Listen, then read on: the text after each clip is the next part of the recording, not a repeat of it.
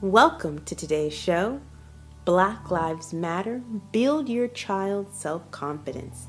Today you're going to learn tips on building your child's self-confidence around being Black. I am a passionate author, teacher, mother, and preschool director. I believe all children are gifts and need a fair chance to shine. In my new book, Black Lives Matter, a guidebook to teach your child to overcome challenges of race, it's for parents who have a desire to change their behavior for the betterment of their children. It's really up to us to ensure that our children know that their lives matter. In this first slide, I wanted to start with the wiring of the brain.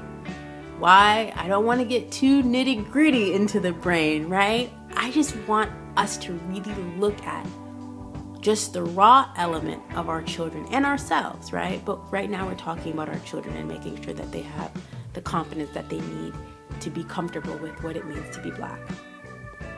And when we're looking at the wiring of the brain is absolutely amazing. And when they're children, their brain, you always hear their brain are sponges, their brain are tape recorders, but that's what they really, really are. It's as if you're plopped down into this world, and in the first 6 years, you're told, absorb everything you can because you'll need to know it later. And that's literally what happens. As you see with the synapses connecting to the neurons, we have the brain connects the synapses, and the brain connects over a million, like 100 times over, and I'm not exaggerating, synapses. And what those are, it's kind of like an input-output system. When you say something, it literally sends that signal and connects it. And as we get older, without getting too deep into it, as we get older, the synapses and the neurons kind of die off because we don't use them as much, right?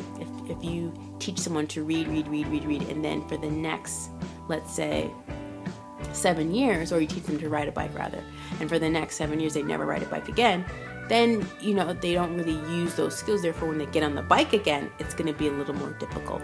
That's the same way that the brain works. If we don't use certain skills, we lose them.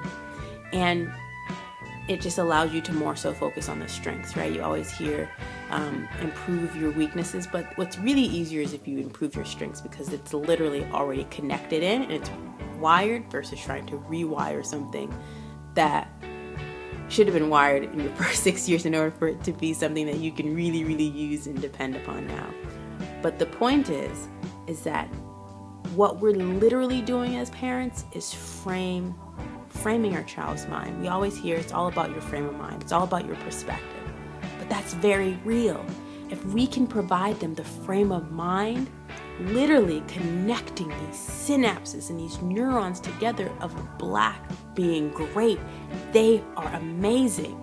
When they grow older, it would be an automatic for them, an automatic understanding, and therefore it'd be very difficult for society, in our case, for the media, to really say something or do something that will affect or shake their foundation, because remember, we would have laid it already in the first 6 years. This slide right here is amazing because what it really does and points out is literally all of the different things that are going into our child's brain. Between the ages of 0 to 6, and you heard me mention 6 previously, between the ages of 0 and 6, nearly 60% of the brain is formed. Let me repeat it, nearly 60% of the brain is already formed. By the age of 10, 90% is formed.